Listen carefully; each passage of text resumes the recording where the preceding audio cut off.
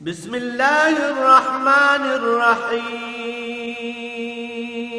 الرحمن علم القرآن.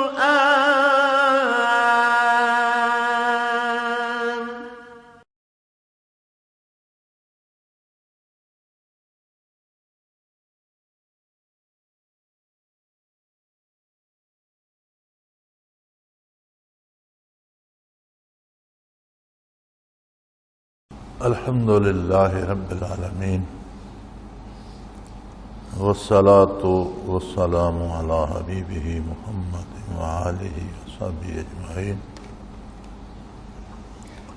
أعوذ بالله من الشيطان الرجيم. بسم الله الرحمن الرحيم. وما منعهم أن تقبل منهم نفقاتهم إلا أنهم كفروا بالله ورسوله ولا يأتون الصلاة إلا وهم كسالى ولا ينفقون إلا وهم كارهون ولا تعجبك أموالهم ولا أولادهم إنما يريد الله ليعذبهم بها في الحياة الدنيا وتزهق أنفسهم وهم كافرون. اللهم سبحانك لا علم لنا إلا ما علمتنا إنك أنت العليم الحكيم. مولاي صل وسلم دائما أبدا على حبيبك خير الخلق كلهم.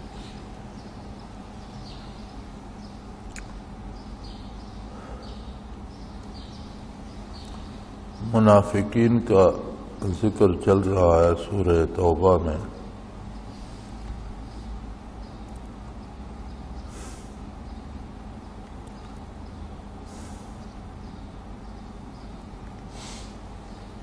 اور ان کی بعض نشانیاں،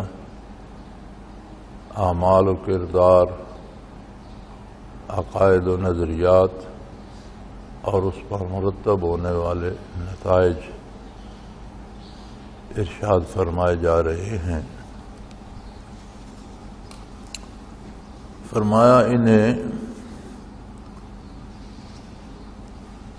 مال یعنی جو خیرات اور صدقات جمع ہو کر تقسیم ہوتے ہیں،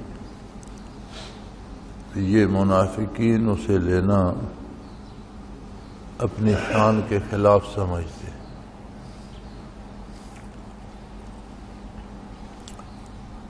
وَمَا مَنَعَهُمْ أَن تُقْبَلَ مِنْهُمْ نَفَقَاتُهُمْ، انہیں اس مال کے لینے سے کس چیز نے روکا ہے، اس کی وجہ کیا ہے؟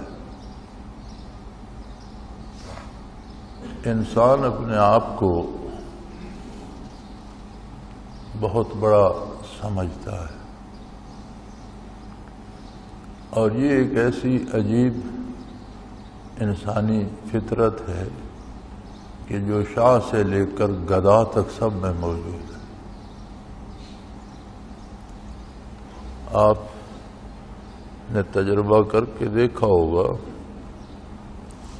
کہ جن لوگوں کو آپ بہت کمزور سمجھتے ہیں ان کو بھی آپس کے تعلقات اور اپنے لیول کے لوگوں میں دیکھیں تو ہر ایک کی اپنی آنا دوسرے سے بڑی ہوتی. میں نے ان گداگروں کو، خانہ بدوشوں کو بڑے قریب سے دیکھا ہے.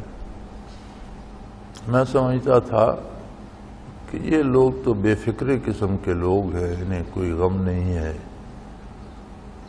خانہ بدوش ہیں، ایک جھگی ہے یہاں سے اکھیڑی وہاں لگا دی، گاؤں میں گئے مانگ کر آٹا روٹی لے آئے اور کھا کر سو گئے، تو انہیں تو کوئی غم فکر نہیں ہوگا. لیکن جب ان کے قریب دیکھا، میں ان کے پاس جاتا بیٹھا رہتا، انہیں کچھ نہ کچھ دیتا، کبھی کپڑے تقسیم کر دیے، کبھی کوئی پیسے دے دیے. ان کے جب حالات دیکھے تو وہ ہم سے زیادہ مصیبت میں مبتلا تھے اور ایک دوسرے کے ساتھ مقابلہ اور آنر کی باتیں کرتے تھے. ایک بات ان کی مجھے بڑی پسند بھی آئی. ہر جگہ درس عبرت موجود ہے. اگر اللہ کریم نگاہ دے، یہ سمجھ دے، شعور دے. تو ایک دن ایک فقیر کو میں نے دیکھا کہ بخار میں مبتلا تھا اور پڑا تھا زمین پر ایک ڈھاکی سی رکھ کے اس پر. اس کی بیوی بھی بیٹھی تھی، بچے بھی تھے. تو میں نے کہا بھائی کیا حال ہے تمہارا، کیوں لیٹے ہو؟ کہ جی مجھے کل سے بخار ہو گیا ہے، رات سے ہم فاقے میں ہیں، کوئی مانگنے بھی نہیں گیا میں، مجھے بخار تھا، بیوی مجھے چھوڑ کر گئی نہیں، بچے بھی بھوکے ہیں. تو میں نے کہا یہ تو 10-12 جھگیاں ہیں تمہاری، یہ سارے مانگ کے لائے ہوں گے، تو ان سے کچھ تو لے لیتے، تم فاقے میں کیوں رہے؟ تو بڑی مزے کی بات کہی اس نے. کہنے لگا جی جو خود مانگ کے لاتا ہے، خود محتاج ہے، اس سے مانگنے کا کیا فائدہ؟ اور اگر میں مانگوں گا تو وہ دے گا بھی، اس سے نہ مانگنا بہتر. تو میں نے سمجھا کہ کتنا بڑا فلسفہ اس نے بیان کیا. ساری دنیا تو خود مانگنے والی ہے. انسان خواہ وہ بادشاہ بھی بن جائے، خود محتاج ہے، مانگنے والا ہے. تو انسان سے مانگنے کا کیا فائدہ؟ تو بہرحال ان کی اپنی ایک آنا ہوتی ہے. یہ ریچھوں اور بندروں والے پھرتے ہوتے ہیں تماشے کرتے. تو ان کو میں نے دیکھا، وہ جی فلاں نے بیٹی کی شادی کی، اس نے ریچھ دیا تھا، اب اگر میں ریچھ نہیں دیتا تو میری تو ناک کٹ جائے گی. تو جہاں کوئی ہے اس میں ایک انانیت ہے، سوائے اس کے کہ اللہ و اللہ کے رسول پر ایمان نصیب ہو جائے اور حقیقی ایمان نصیب ہو کہ عظمت الہی دل میں آ جائے، تب جا کر بندے کو احساس ہوتا ہے کہ میں کچھ نہیں ہوں، جو کچھ ہے اللہ ہے، ساری عظمت اس کے لیے ہے، میرے لیے نہیں. اگر یہ نصیب نہ ہو، یہ کیفیت نصیب نہ ہو، ایمان کا یہ حال نصیب نہ ہو، تو ہر بندہ اپنے آپ کو بڑا سمجھتا ہے، خواہ دوسرے اسے کچھ بھی نہ سمجھتے. اور یہ نشانی نفاق کی ہے. اللہ کریم فرماتے ہیں کہ منافقین نے اپنے اندر ایک آنر بنائی ہوئی ہے اپنی، اس لیے یہ نبی کریم صلی اللہ علیہ وسلم سے وہ مال جو غرباء میں تقسیم کیا جاتا ہے اسے قبول کرنا اپنی آنر کے خلاف سمجھتے ہیں، کیونکہ اس کی کوئی اور وجہ نہیں سوائے اس کے کہ انہم کفروا باللہ ورسولہ، ان کا اللہ کے ساتھ اور اس کے رسول کے ساتھ ایمان نہیں ہے.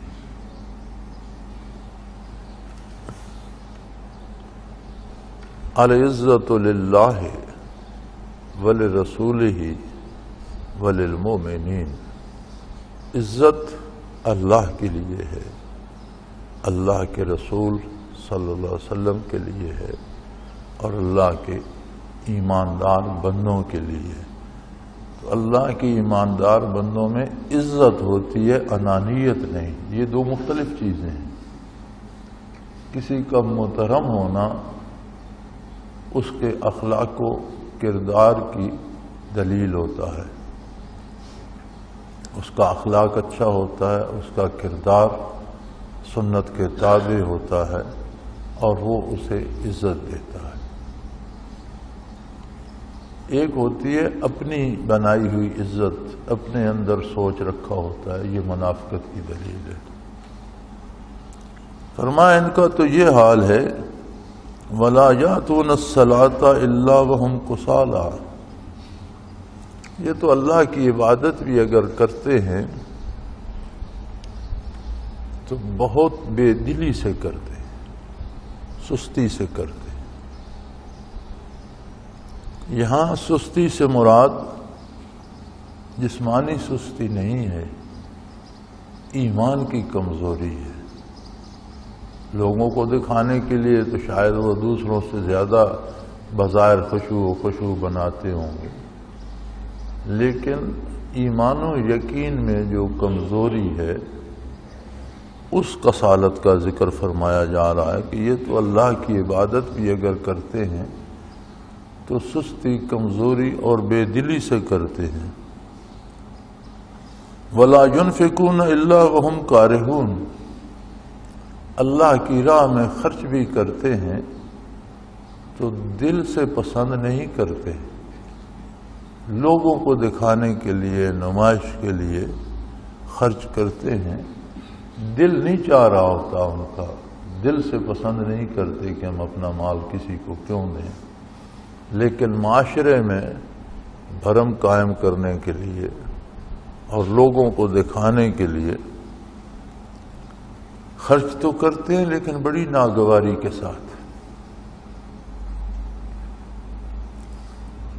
اب رہی یہ بات کہ اس طرح کے جو لوگ ہیں، کچھ صریح کافر ہیں، کچھ نے شرک اختیار کیا، کفر میں چلے گئے، کسی نے اللہ کے لیے اولاد تجویز کر لی، نصارہ نے عیسیٰ علیہ السلام کو اللہ کا بیٹا کہہ دیا، یہودیوں نے عزیر علیہ السلام کو اللہ کا بیٹا کہہ دیا، کچھ بت پرستی میں مبتلا ہو گئے اور اللہ کے شریک بنا دیے۔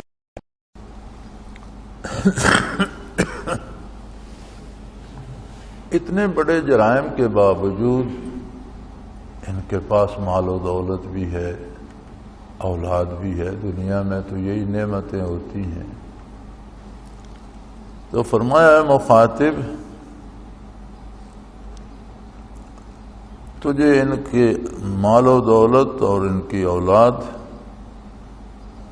حیرت میں نہ ڈالے، تجھے اس پہ حیران نہیں ہونا چاہیے، اس لیے کہ انما یرید اللہ لیعذبہم بہا فی الحیات الدنیا، اس لیے کہ اللہ کریم نے اس سے دو کام لیے ہیں، دو چیزیں مطلوب ہیں۔ ایک، اسی مال اور اسی اولاد کی وجہ سے ان کی دنیاوی زندگی کو جہنم بنا دے۔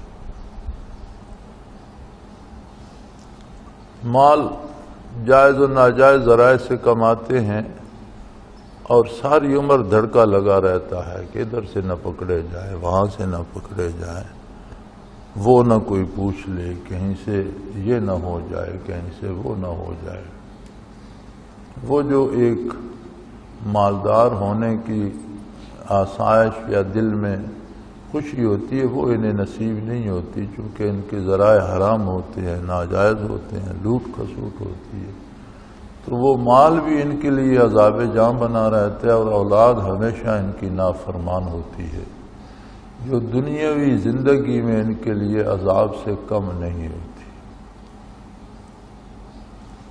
اب آپ کافر معاشروں کو دیکھیں تو مجھے ان کا حال بیان کرنے کی ضرورت نہیں ہے، بالکل واضح ہے کہ ان کے مال اور ان کی اولادیں ان کے لیے عذاب الہی سے کم نہیں ہیں، اور وہ کچھ ان کی آنکھوں کے سامنے ہوتا ہے جس کا آپ تصور نہیں کر سکتے۔ میں نے ان کافر ممالک میں پھر کے دیکھا ہے، جو دیکھا ہے اسے بندہ دیکھ کر ہی یقین کر سکتا ہے، بیان کرتے رہو تو اگلے کی سمجھ میں بات نہیں آتی۔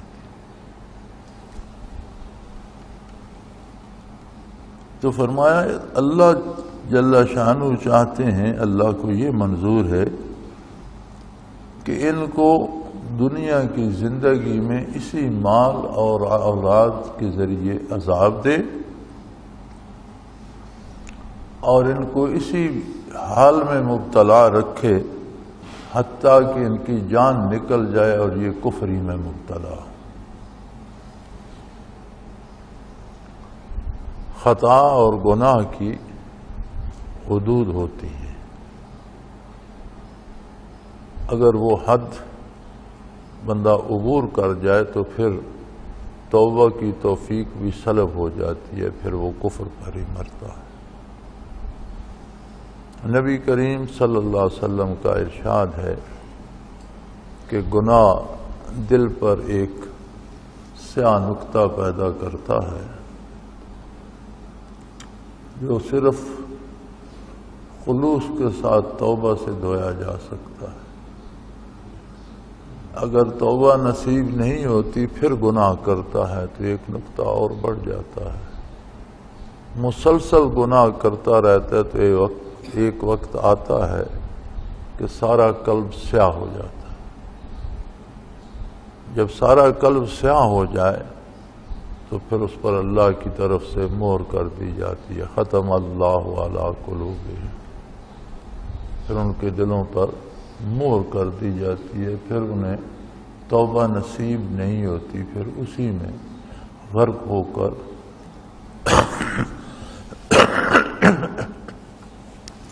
اسی حال میں مبتلا رہ کر موت کی وادی میں اتر جاتے ہیں، اور یہ بہت بڑی سزا ہے اللہ کریم کی طرف سے۔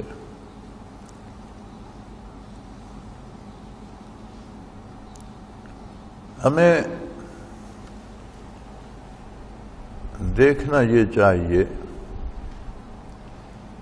کہ اگر ہمیں مال کی طرف سے کوئی پریشانی ہے تو دیکھنا یہ چاہیے کہ کیا یہ مال سارا حلال ہے، کہیں میں نے اس میں کوئی ناجائز ذریعے سے تو نہیں ملا دیا، اس پر میں نے سود تو نہیں لے لیا، کوئی نہ کوئی خرابی ہوتی ہے تو جو آرام کی چیز ہے وہ تکلیف دہ بن جاتی ہے۔ اولاد نافرمانی یا پریشان کرتی ہے تو کفر تو نبیوں کی اولادوں نے بھی کیا، نوح علیہ السلام کا بیٹا بھی کافر تھا، لیکن اپنی ذات کے ساتھ اس کے کفر کا تعلق تھا۔ اس کے کردار کی آپ کو قرآن میں کوئی بات نہیں ملے گی کہ نوح علیہ السلام کے لیے اس کے کردار نے پریشانی پیدا کی۔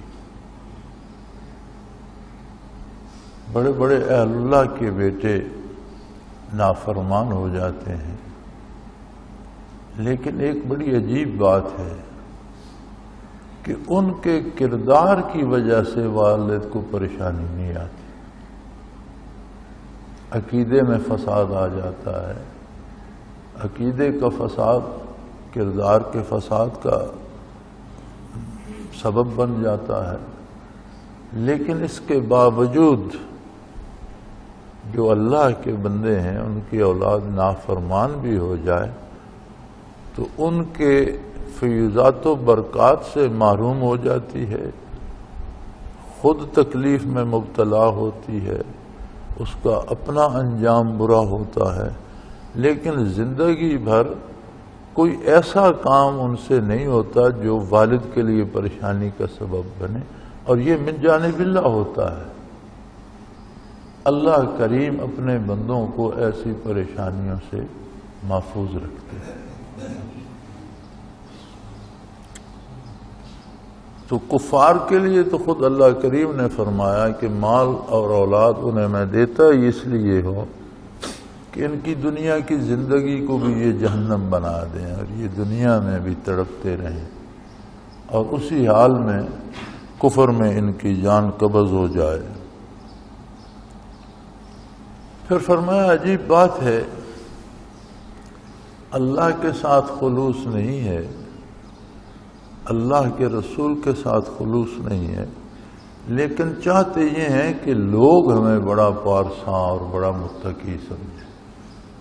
وَيَحْلِفُونَ بِاللَّهِ إِنَّهُمْ لَمِنْكُمْ، اللہ کی قسمیں کھاتے ہیں کہ وہ تم ہی میں سے ہیں، وہ مسلمان ہیں تمہاری طرح، تمہارے ساتھ نمازیں پڑھتے ہیں، ارکان دین پہ عمل کرتے ہیں۔ اللہ کریم فرماتے ہیں وہ ما ہم منکم، جھوٹی قسمیں کھا رہے ہیں، یہ تم میں سے نہیں ہے، یہ ظاہراً ساتھ ملے ہوئے ہیں، دل سے تمہارا بھلا نہیں چاہتے۔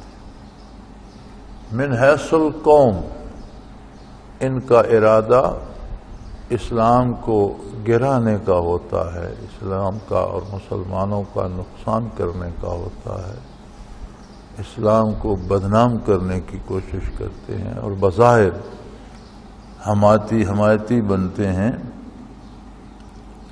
اور اللہ کی قسمیں کھاتے ہیں۔ فرمایا جھوٹ بولتے، جھوٹی قسمیں کھاتے ہیں۔ اور ایک بڑی عجیب بات ہے، وَلَكِنَّهُمْ قَوْمٌ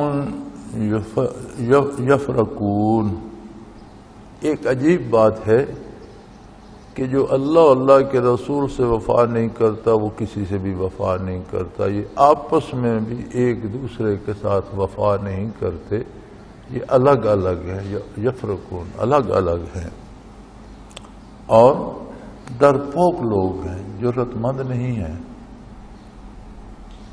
ان میں تفرقہ بھی ہے اور ان میں جرأت نہیں ہے، بزدل لوگ ہیں۔ تو آپ دیکھ لیجئے کہ دنیا کفر میں دوستی کے پردے میں بھی دشمنی ہوتی ہے۔ اب اس وقت یہود و نصارہ کا گٹھ جوڑ ہو رہا ہے، پوری دنیا کو انہوں نے مصیبت میں مبتلا کر رکھا ہے، لیکن یہودی چاہتا ہے نصرانی کا خون چوس لو، نصرانی چاہتا ہے کبھی یہ قابو آ جائے اس کا میں کچومر نکال دوں، یعنی ان میں دلی دوستی نہیں ہو سکتی کبھی بھی کسی وقت بھی، اور پھر ان میں جرأت نہیں ہوتی، فرمایا ڈرپوک اور بزدل لوگ ہوتے ہیں۔ اگر کہیں مقابلہ آ جائے یا میدان کارزار میں اترنا پڑے، لو یجدون ملجان او مغارات او مدخلا لولوا الیہ وہم یجمہون، تو کوئی انہیں مکان یا قلعہ نظر آ جائے یا کوئی غار یا کوئی چھپنے کی جگہ تو فوراً ادھر جا چھپیں گے، جرأت مندوں کی طرح میدان میں کھڑے نہیں رہ سکتے، فوراً چھپنے کی جگہ تلاش کریں گے اور میدان سے بھاگنے میں دیر نہیں کریں گے۔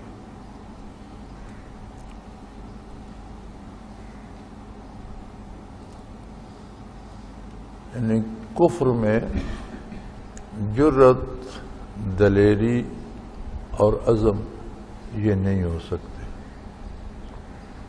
جھوٹ، چالاکی، دھوکہ دہی یہ سب کر سکتے ہیں، لیکن نہ جرأت ہوتی ہے نہ ہمت ہوتی ہے۔ کوئی جگہ بھاگنے کی پائیں گے ادھر بھاگ جائیں گے، کوئی چھپنے کی جگہ پائیں گے ادھر گھس جائیں گے، کوئی غار آ گیا اس میں گھس جائیں گے۔ اس لیے میدان عمل میں یہ لوگ ثابت قدم نہیں رہ سکتے۔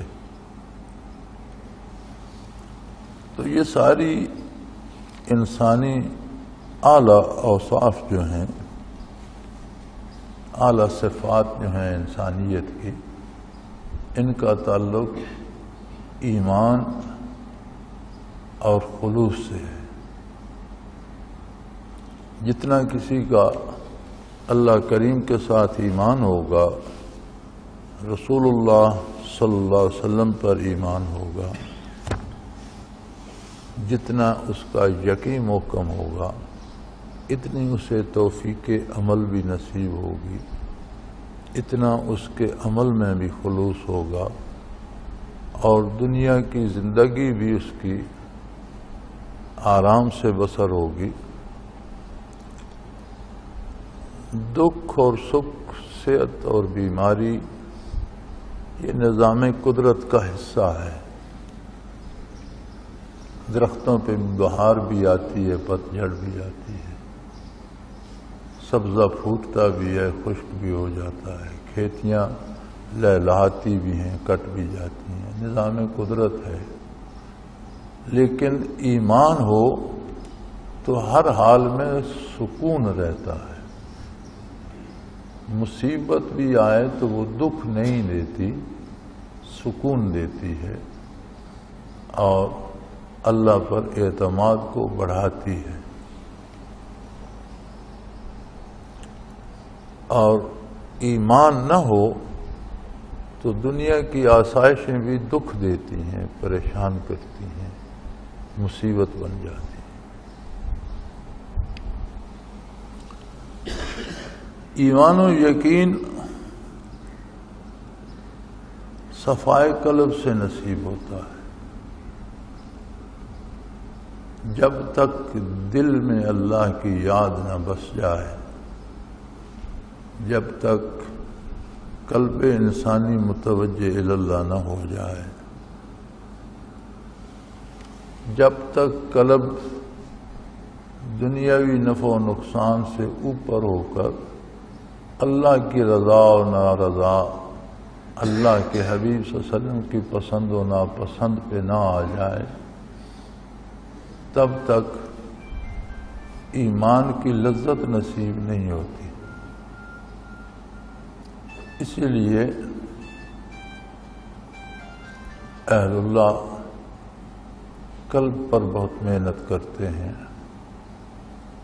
اور قلب ہی وہ مرکز ہے جو ایمان و یقین کا بھی سبب بنتا ہے، قرب الہی کا بھی سبب بنتا ہے، توفیق عمل بھی جس سے نصیب ہوتی ہے، اور آخرت بھی سنورتی ہے، اور توفیق عمل بھی نصیب ہوتی ہے، اطمینان و سکون نصیب ہوتا ہے، زندگی بھی راحت افزا ہوتی ہے، اور موت بھی راحت افزا. اللہ کریم ہمارے دلوں کو اپنے نور سے منور رکھے، اپنی اور اپنے حبیب صلی اللہ علیہ وسلم کی خالص اور کھری محبت عطا فرمائے. ہم کمزور لوگ ہیں، ہم پر رحم فرمائے، دنیا کی سختیوں اور تکلیفوں سے محفوظ رکھے. مصیبت بھی اللہ کی طرف سے آتی ہے اور اس کی رحمت کا سبب بنتی ہے اور گناہوں کی معافی کا سبب بنتی ہے. لیکن شاید ہم میں وہ حوصلے نہیں ہیں کہ ہم اس رحمت کو برداشت کریں، تو اللہ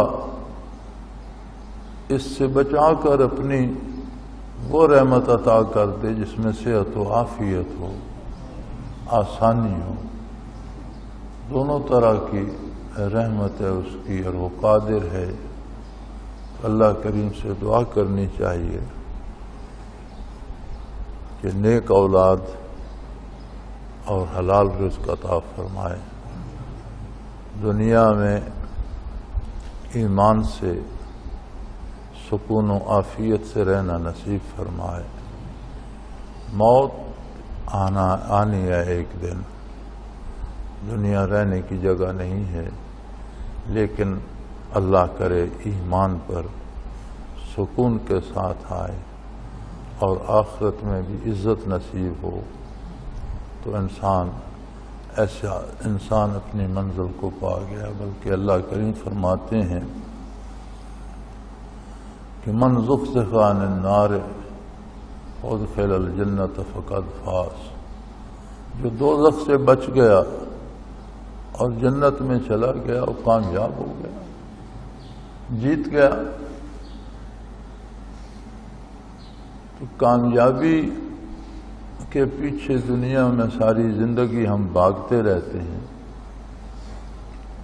ہم سمجھتے ہیں کاروبار اچھا چل گیا، یہ کامیابی ہو گئی، بچے ملازم ہو گئے، میری پینشن ہو گئی، میں نے عہدہ پا لیا، میری اتنی جائیداد ہو گئی، اتنی زمین ہو گئی، اتنا کارخانے ہو گئے، اتنا میں مالدار ہو گیا، اتنی گاڑیاں ہو گئیں، یہ کامیابی نہیں ہے۔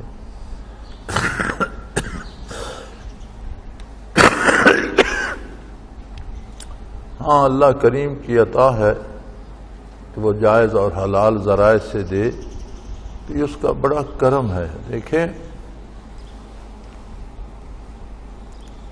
حضرت ایوب علیہ السلام پر بہت مصیبت آئی، سارا خاندان فنا ہو گیا، ایک اہلیہ محترمہ رہ گئی جو شہر والوں نے شہر سے نکال کر باہر پھینک دیا، تمام جسم میں جزام ہو گیا، کیڑے پڑ گئے زخموں میں، جس زخم میں کیڑے پڑ جائیں اس میں سخت بدبو ہوتی ہے، تو اہل شہر نے شہر سے نکال کر باہر پھینک دیا۔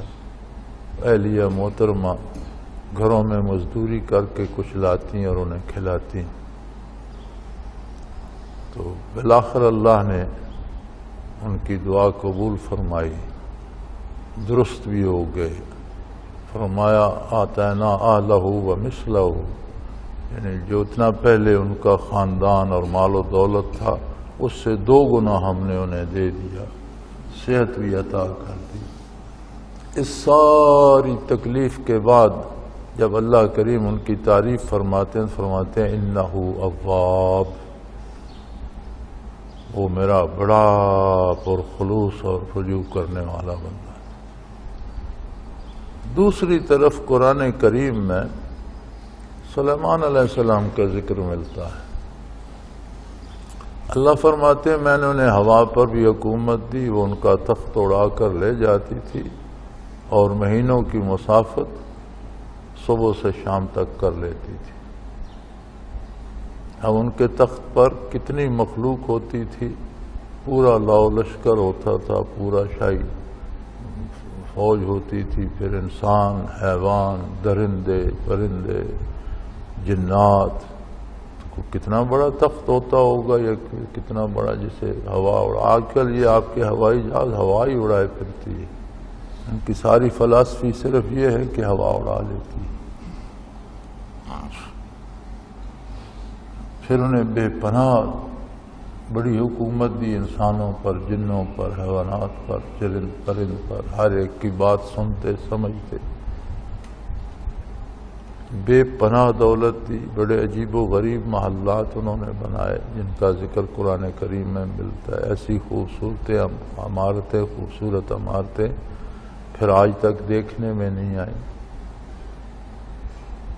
تو جب انجام کار ان کی تعریف فرماتا ہے تو فرماتا ہے انہ اواب، وہ میرا بڑا ہی پرخلوص اور میرا چاہنے والا بندہ۔ دیکھیں ایک طرف کتنی مصیبت ہے، کتنی تکلیف ہے، کتنا دکھ ہے، برسوں دکھ اور تکلیف کاٹنے کے بعد یہ منصب عطا ہوا انہ اواب۔ دوسری طرف ساری دنیا کی سہولتیں، آرام، عزت، آسائش، سلطنت، حکومت، بے مثال حکومت، انہوں نے مصیبت میں صبر کیا، انہ اواب۔ انہوں نے طاقت، دولت، عظمت پہ صبر کیا اور اطاعت الہی کا حق ادا کیا، فرمایا انہ اواب۔ تو اللہ کریم سے دعا کرنی چاہیے کہ سلیمان علیہ السلام والا اواب ہونا عطا فرما دیں، اور ایوب علیہ السلام والے اواب سے پناہ میں رکھے کہ ہم میں وہ ہمت نہیں ہے کہ ہم تکلیفیں سہ کر ثابت قدم رہ سکیں یا شکر ادا کر سکیں۔ اس دنیا میں ہونے کو بہت کچھ ہوتا ہے۔ کوئی آدمی تھوڑے سے غور سے اور توجہ سے قصے کہانی کے طور پر نہیں، حقیقت کے طور پر واقع کربلا کو ہی لے لے تو خاندان رسالت کے بننے پھول جو حضور کی گود اقدس میں پروان چڑھے، جن گردنوں کو حضور نے بوسے دیے، وہ گردنیں کاٹنے والے بھی خود کو مسلمان کہتے تھے۔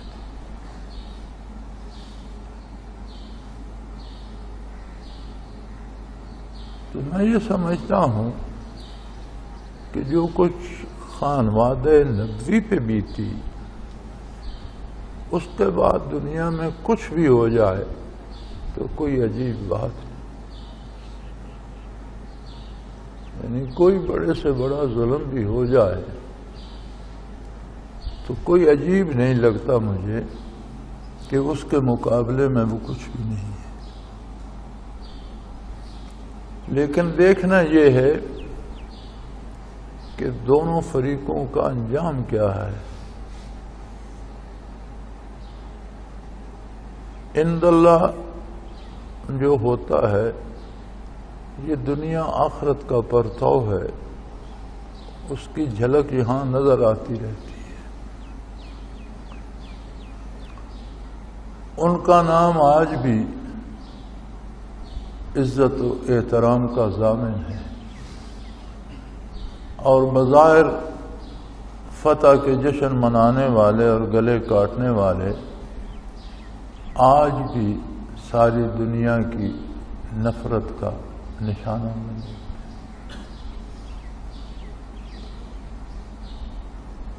تو دنیا میں کچھ عجیب نہیں ہے، کبھی بھی کچھ بھی ہو سکتا ہے، لیکن بات یہ ہے کہ پہلی بات تو یہ ہے کہ اللہ سے عافیت طلب کرنی چاہیے، ایسے امتحانوں میں نہ ڈالے، یہ مشکل ہوتے۔ آخر اپنے بندوں کو سلطنتیں، حکومتیں، آسائشیں دے کر بھی تو اپنی رحمت سے نوازا اور اپنے قرب سے نوازا۔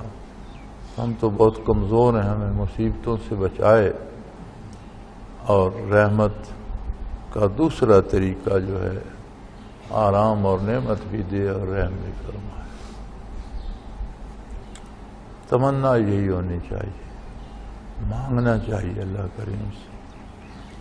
لیکن اگر کچھ تلخی بھی آ جائے تو یقیناً ہماری بہتری کے لیے ہوتی ہے، ہمارے فائدے کے لیے ہوتی ہے۔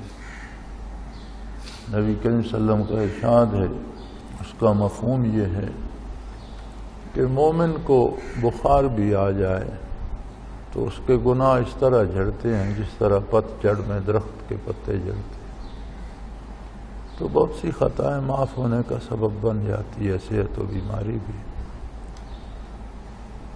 خود اپنی حیثیت کا بھی اندازہ ہو جاتا ہے، بندے میں انانیت کم ہوتی ہے، میں وہ، اس کا بھی اندازہ ہو جاتا ہے کہ میں کچھ نہیں ہوں۔ تو بہرحال اللہ آسانیاں عطا فرمائے، مشکلات سے محفوظ ہی رکھے کہ ہم کمزور لوگ ہیں، زمانہ بہت دور نکل گیا ہے، ہمارے اور آقا نامدار صلی اللہ علیہ وسلم کے درمیان 15 صدیاں، 15ویں صدی حائل ہو رہی ہے۔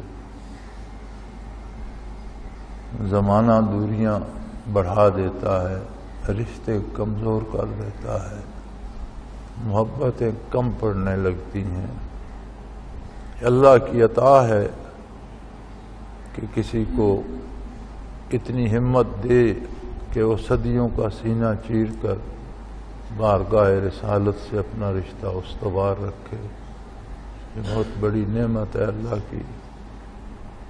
اللہ کریم ہم سب پہ رحم فرمائے، حاضر و غیب سب احباب کو استقامت بخشے۔ یہ 35-40 روز کا پروگرام ہوتا ہے، اور کوئی بڑے خوش نصیب ہو جسے سارے دن نصیب ہوں۔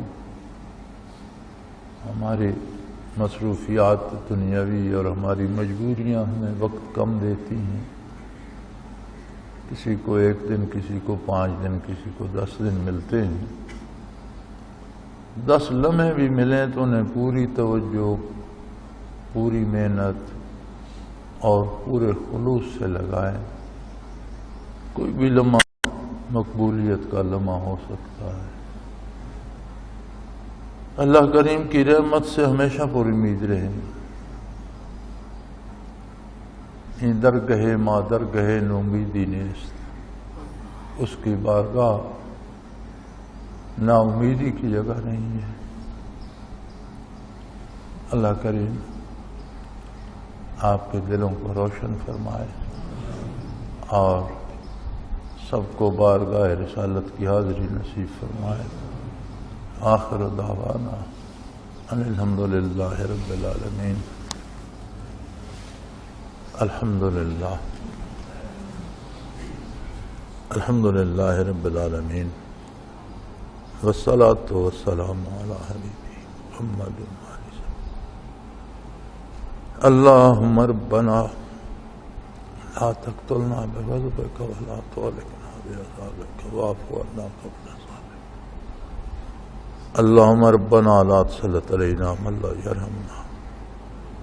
انت ولینا فی سفرنا وحضرنا فی مالنا واہلنا. انت ولینا فی الدنیا والآخرہ. توفنا مسلمین والحقنا بالصالحین. وصلی اللہ تعالی علی حبیبہ محمد. اللہ اللہ اللہ اللہ اللہ اللہ اللہ اللہ. حضرت امیر محمد اکرم آوان مد ذلہ العالی دارالعرفان منارہ ضلع چکوال میں سالہ سال سے قرآن و حدیث کے اوپر خطابات کر رہے ہیں اور سلسلہ نقشبندیہ اویسیہ کے مطابق لوگوں کو ذکر الہی کی تربیت دے رہے ہیں. وہ قرآن پاک کی تفسیر ترتیب وار بیان کر رہے ہیں. تفسیر قرآن کو وہ موجودہ ملکی اور بین الاقوامی حالات کے مطابق بیان کرتے ہیں. موٹر وے سے کلر کہار کے انٹرچینج سے نکلتے ہوئے، کلر کہار کی جھیل سے ہوتے ہوئے، میانی، بوچھال اور نور پور سے گزرتے ہوئے دارالعرفان منارہ پہنچ سکتے ہیں.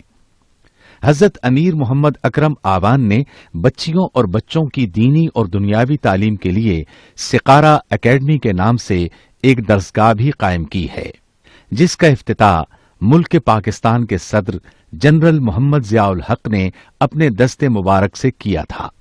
وہ تمام احباب جو اسلام کی طلب رکھتے ہیں ان سے گزارش ہے کہ دارالعرفان منارہ ضلع چکوال میں امیر محمد اکرم آوان صاحب کے خطابات سے مستفید ہوں. وہ ہر جمعے کو نماز سے پہلے بیان فرماتے ہیں.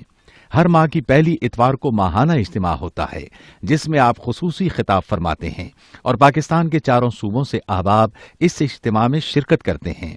اس کے علاوہ یہاں سال میں 2 مرکزی اجتماعات بھی ہوتے ہیں. ایک رمضان المبارک میں اعتکاف کا اجتماع اور دوسرا جولائی اور اگست میں 40 دن کا اجتماع ہوتا ہے جس میں روحانی تربیت کی جاتی ہے. اپنا خون سیماب دے کر اتنا ہم کر جائیں گے، نام آقا کا چمن میں پھر رقم کر جائیں گے.